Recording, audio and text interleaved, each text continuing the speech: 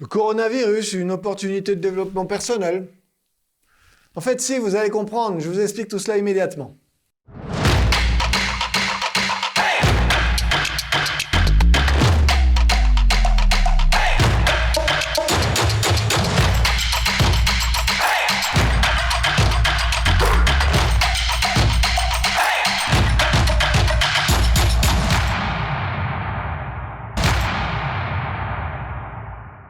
Bonjour, je suis Philippe Gilibert de la société Fireworks. Bienvenue sur la chaîne YouTube du développement personnel. Depuis le début des années 80, nous nous intéressons au développement personnel sous tous ses aspects et nous avons à peu près tout essayé, de la hutte de sudation à la psychothérapie, en passant par la marche sur le feu et l'hypnose. Alors si vous voulez découvrir, comprendre et surtout progresser vers une meilleure version de vous-même, vous êtes au bon endroit. Nous mettrons toute notre énergie pour vous aider à y voir plus clair et surtout à progresser. Et si c'est votre première visite sur notre chaîne, cliquez vite sur le gros bouton rouge si vous voulez la petite clochette. Ce faisant, vous nous encouragez à produire toujours plus de contenu et vous serez informés en priorité chaque fois que nous mettrons en ligne de nouvelles vidéos. Le confinement strict qu'impose le coronavirus est pour chacun d'entre nous une rupture brutale avec notre quotidien. Nous en mesurons tous l'impact, l'anxiété et la frustration de la restriction de nos libertés individuelles. C'est aussi une occasion extraordinaire d'essayer de nouvelles habitudes et de faire le premier pas sur le chemin du développement personnel. Confinés dans votre logement, vos déplacements sont limités au strict minimum. Souffrez-vous de cette situation? De quoi souffrez-vous au juste? Clarifiez ce que vous ressentez. De quelle frustration parlons-nous? Identifiez vos dépendances affectives et ou psycho-affectives. Le développement personnel passe souvent par la prise de distance avec les dépendances de toute nature. Réfléchissez à cela. Ce à quoi nous ne pouvons rien, nous devons l'accepter et nous en détourner aussitôt. La force publique va s'opposer à vous si vous bravez les obligations du confinement. C'est un combat perdu d'avance. Il s'agit typiquement d'une situation qui s'impose à vous et à laquelle vous ne pouvez rien. Alors, acceptez-la comme telle. Le collectif prévaut sur l'individu, que vous le vouliez ou non, importe peu, que vous soyez d'accord ou pas.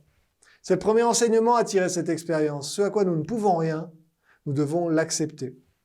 En pareille situation, nous sommes pourtant nombreux à nous plaindre, à ressasser et à répéter sans cesse aux oreilles complaisantes, et à qui veut bien l'entendre, que la situation est difficile et désagréable. Cela ne fait que révéler notre absence de réelle acceptation. Nous sommes toujours dans le déni, le refus de ce qui s'impose à nous, et nous cherchons dans les jérémiades et l'écho de nos pères une piètre et illusoire consolation. Alors que celui qui accepte passe à autre chose et n'en parle plus. Cette pandémie est le révélateur de notre capacité d'adaptation, d'une part, et de notre capacité de résignation, d'autre part. Alors où en êtes-vous avec ces questions? Profitez de l'opportunité qui nous est donnée pour vous livrer un petit travail d'introspection. Cette pandémie questionne. On peut s'attendre à ce qu'un Français sur deux soit en contact avec le virus. Les modèles épidémiologiques estiment que le taux de létalité du coronavirus est d'environ 1%.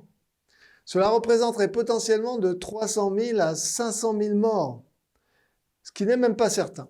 Ces chiffres sont ceux avancés par le groupe des 10 experts épidémiologiques réunis à la demande d'Emmanuel Macron pour éclairer la décision publique et repris dans le journal Valeurs Actuelles du dimanche 15 mars 2020. Les mesures de confinement drastiques sont là pour ne pas atteindre ces chiffres effrayants. La perspective de notre propre mort est d'ordinaire absente de nos pensées. Chez d'autres, pour des raisons personnelles, elle sera plus présente. Mais à l'occasion de cet épisode épidémique, elle devient une éventualité qu'il est intéressant de questionner, car elle est porteuse de développement personnel. Êtes-vous prêt à mourir dans 15 jours? Quel regret emporteriez-vous?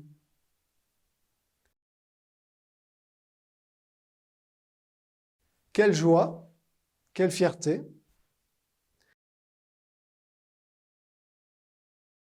Quel projet non concrétisé vous procurerait la plus grande frustration? Quels sont les gens à qui vous auriez aimé parler ne serait-ce qu'une dernière fois?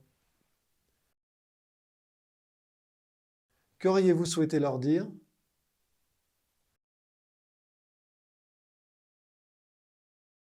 Ce petit exercice assez désagréable, j'en conviens, vous aide à clarifier votre projet personnel sur le long terme. Peut-être avez-vous découvert ou confirmé ce qui vous tient vraiment à cœur.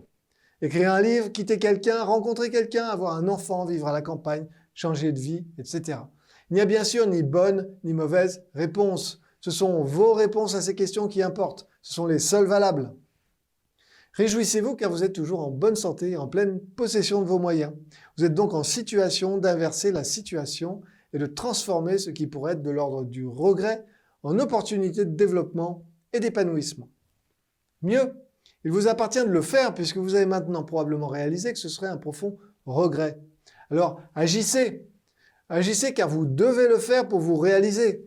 Vous devez le faire pour sentir ce sentiment d'accomplissement qui est le seul possible. Vous avez le temps et les ressources pour le faire.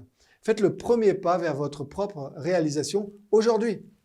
Peut-être le premier pas est-il de vous abonner à cette chaîne. Nous y parlons de développement personnel, car c'est ce qui nous passionne et peut-être cela vous aidera-t-il.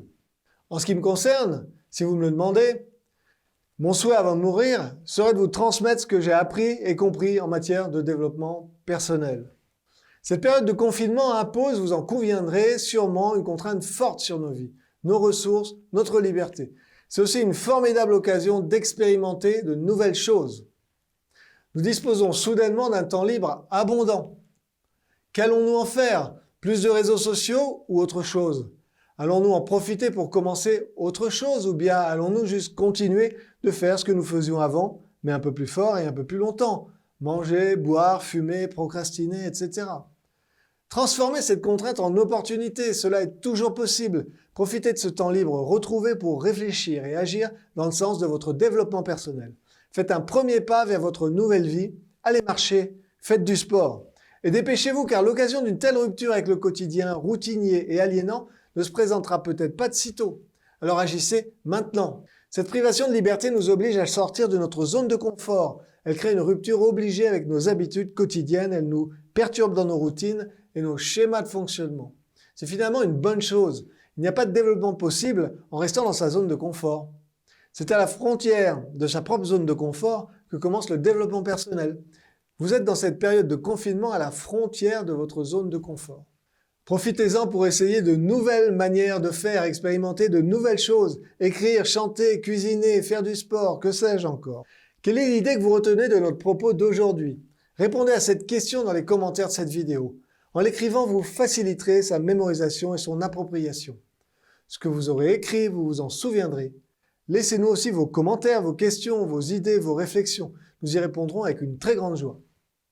Retrouvez dans la description des liens vers plus de contenu et des sources évoquées dans cette vidéo. À la semaine prochaine, à très bientôt.